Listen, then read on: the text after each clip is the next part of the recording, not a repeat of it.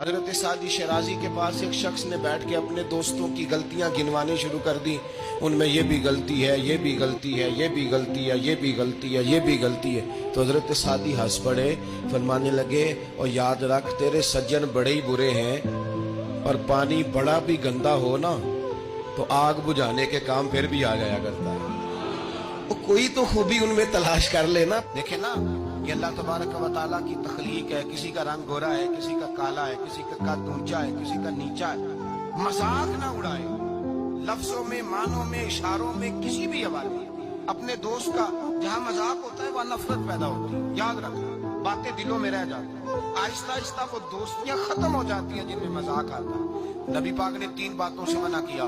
ایک فرمایا دوست سے بحث نہ کرو، ایک فرمایا اس کا مذاق نہ اڑاؤ، اور تیسرا میرے حبیب پاک سید عالم علیہ السلام نے فرمایا اپنے دوست سے کوئی ایسا وعدہ نہ کرو جسے تم پورا